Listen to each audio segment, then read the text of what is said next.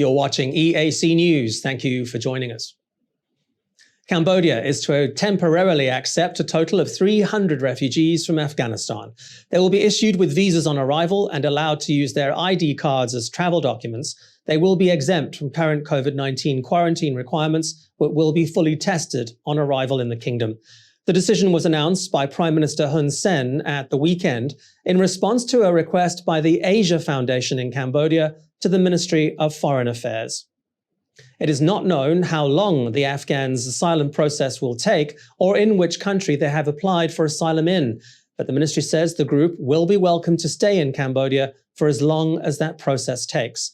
And it is Afghan refugees that are at the top of our international wrap this Monday, the 30th of August. The Balkan state of Kosovo is also accepting Afghan refugees temporarily. This group of 111 have applied for asylum in the United States. Passengers had their temperatures checked upon arrival. They've been taken to a camp that previously housed construction workers about 40 kilometers from the capital, Pristina. More planes are expected to arrive in the coming days. Kosovo has agreed to accept a total of 2,000 Afghans in transit to the United States. Back in Kabul, the final 24 hours of scheduled evacuations are underway, with the deadline of 31st August fast approaching. While it was initially thought no further evacuation flights would be permitted beyond Tuesday, the Taliban did say this weekend that all Afghans who wished to leave the country would be allowed to do so. Despite the threat of another terrorist attack at the airport, thousands continue to gather in the hope of boarding a plane. Smoke could be seen rising from near the airport on Sunday after a U.S. drone strike on a suspected Islamic State hideout. The group claimed responsibility for last week's twin suicide bombing at the airport that claimed at least 160 lives. The war of words over the origins of the COVID-19 virus is hotting up between the US and China. Beijing is demanding a reasonable and accurate investigation of Washington's biolab at Fort Detrick, which has a history of coronavirus research.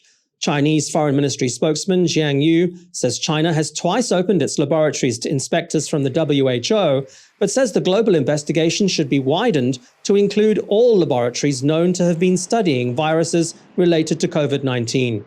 Some in the US have accused China of manufacturing COVID-19, although the WHO has found no evidence to support that claim. Beijing says it has approached the WHO to request an investigation at Fort Detrick, although it has had no response. Currently, the international scientific community widely agrees that the Chinese part of the study on COVID-19 has been finished. It has praised China for taking an open, transparent, and responsible attitude. And Hurricane Ida made landfall in Louisiana as an extremely dangerous Category 4 storm. Video showed water pouring into a beach house in Grand Isle, Louisiana. The cameras stopped working shortly after this footage was captured. Ida is a massive storm and will be the toughest test yet of the billions of dollars spent on upgrading Louisiana's levees following Hurricane Katrina 16 years ago. Ida intensified faster than officials predicted, prompting evacuations along the Gulf Coast.